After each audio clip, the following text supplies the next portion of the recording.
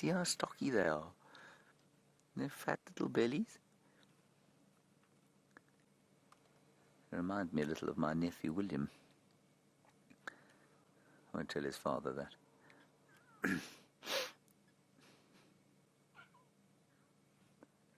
Are they calling Mum?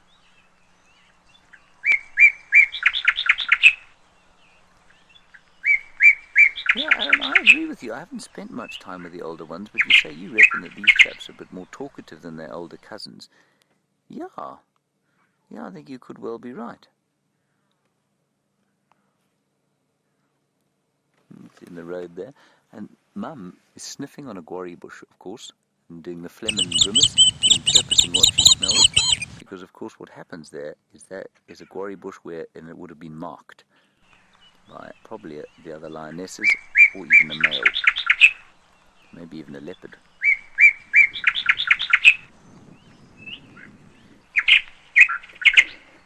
Liam's now pointing at the sky. Do you think you need to put the rain cover on? And the sun just came out. And the sun came out. We're having a bit of a monkey's wedding, as they call them. You sneak forward a bit. Will you just tell me when you want to put the rain cover on? I'm not thinking... Ooh, forgot about that one in front of us. Okay, we're going to have to put the rain cover on, everyone. We can stay live while we do that. It just will look a little bit odd. So I'm not sure what Brent's situation is, but you go for it, Liam. It's quite nice. Just need to be a little bit careful about... Yeah, you know what, I'm going to move back a bit. Yeah, let's move back a bit. We can't put the covers on with the lion here. The cubs are going to react badly to it. So let's go across to Brent and find out what's happening with him. Almost thinking about picking the cub up, but these cubs are too big to be... Well, I mean, if she had to, she could carry them. Okay, we're going to be quiet again. So they come past. I think she's going to have a drink of what can only be described as some cream soda coloured pea soup.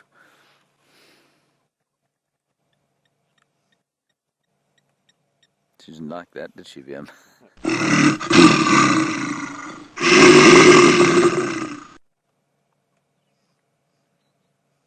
Sorry, madam, I don't mean to be in your way.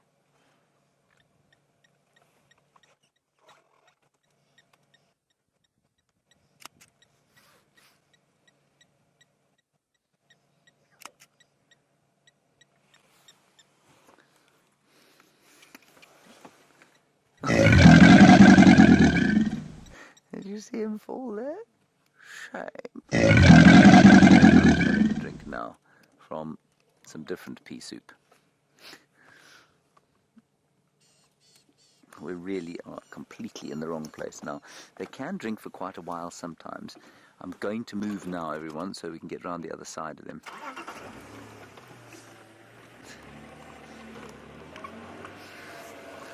Sorry, VMP, I got you into a bad position there.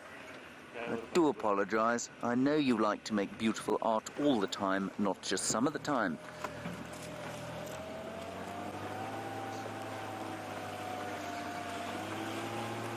I'll just watch out for the rest of the pride there as I reverse down here.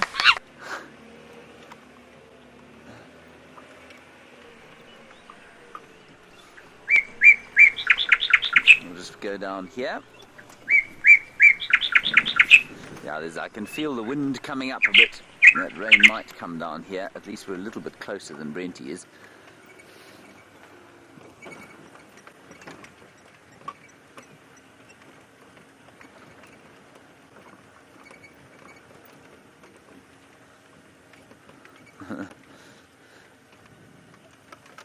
There you are, Vim. Justin, very nice question from you about discipline in lions. If she chose to go a certain way and her cubs refused to go with her or do what she told them, corporal punishment very much still the fashion with Lion Society. And so what you'll find, Justin, is that they don't disobey. If they disobey, they get smacked very hard, and there's never much doubt what they're supposed to be doing.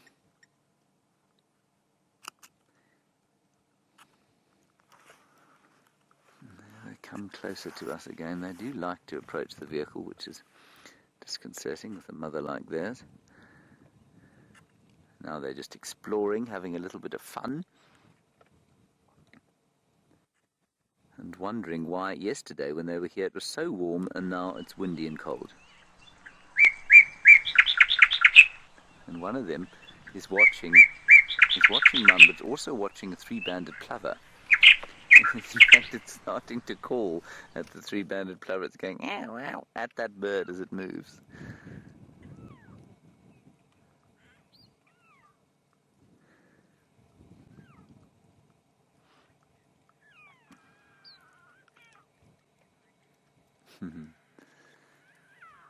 Hello, Micah. You're wondering at what age these little things are going to start hunting with their mum or with the rest of the pride. They'll start accompanying the pride on hunts probably from about part of the hunt. From a year, they tend to get a little bit more involved, but they tend to make a hash of things. They're only really sort of fully contributing members of the pride from about 2 years. So they've got 2 years to kind of get used to the life of a lion. I don't know what they're looking at. They feel obviously very safe here with their mum. And they do drink a lot when they decide to drink. They don't have to drink much, but they do drink a lot when they do.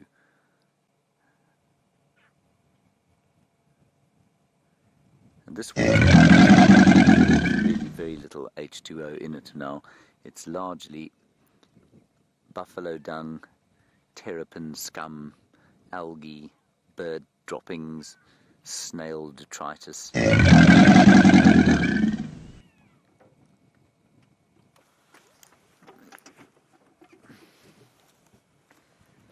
And now the little cubs are trying to drink. Here comes everybody. Here comes the deluge.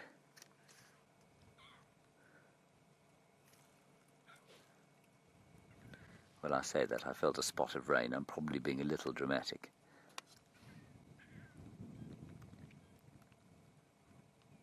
You might just be able to hear the pitter-patter. Tick, tick, tick, tick, tick.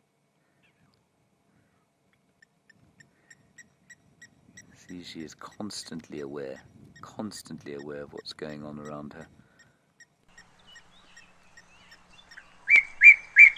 Okay, it's now starting, everyone.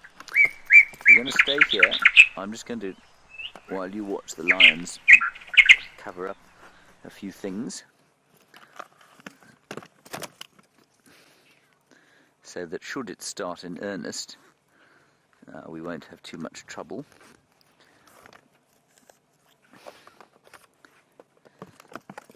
You see how much she's drinking? I mean, she's putting away litres and litres of water there. And I think that's probably as a result of the fact that she's quite thirsty after whatever she ate last night. And I'm also very interested to know where the rest of the pride is and what they ate, because I'm sure that she would have contributed to a hunt and then gone back to the cubs.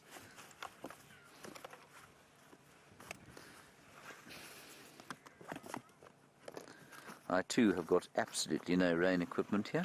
Well, we've got a cover for the car, but not for me. Or Viam. Viam, have you got your raincoat with you? You do? You don't have the pants, okay.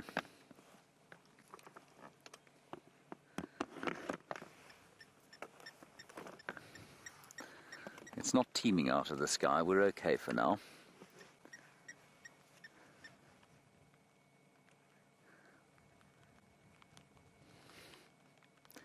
As I say that.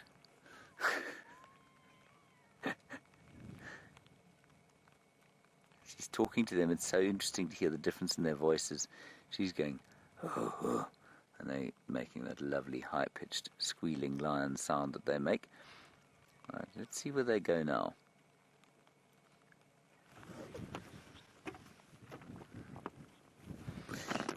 Christy, I'm sure it must make a slight difference. You say, does the state of the water affect the lioness's milk? I'm sure it must affect it in some way. I don't think it necessarily affects it negatively, though. Lions and leopards specifically will drink this foul kind of water. If you look at it as we drive past it, I mean, you wouldn't put your face in that. And if you did, you'd certainly spend quite a lot of the coming weeks in an outhouse. But I don't think it'll affect her milk nearly as much as the quality of the meat she eats. That's definitely going to make a huge difference to the amount of milk she eats, especially the amount of fat. Now, we've spoken extensively about the drought. We've spoken extensively about the effect on the predators.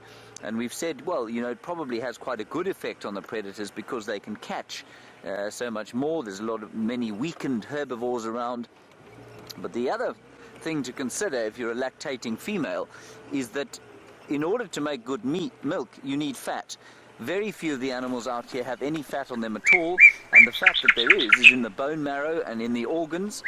And of course, if an herbivore is nutritionally stressed during a drought, those fat reserves are going to be the first nutritional reserves that are used up in the body, which means that inevitably their predators are going to get less of that fat, which means that's going to affect her milk. So a drought will not be a good thing for a mother trying to feed her cubs.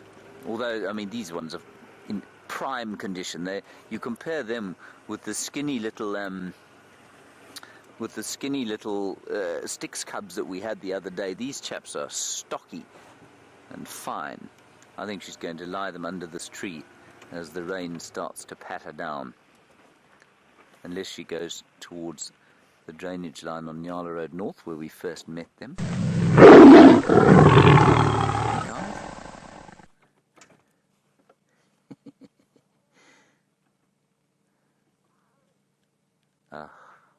No, I can't believe that we've had this day with them.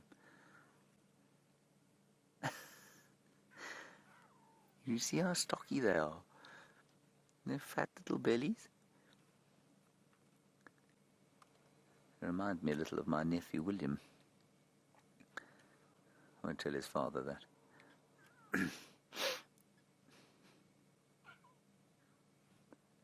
Are they calling Mum?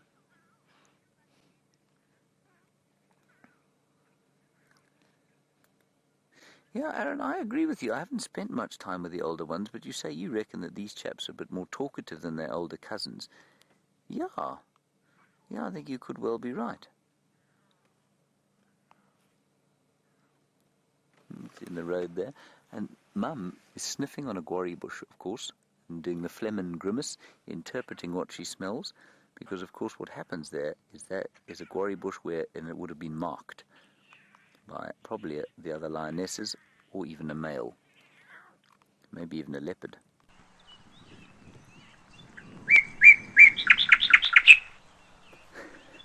Liam's now pointing at the sky. Do you think you need to put the rain cover on?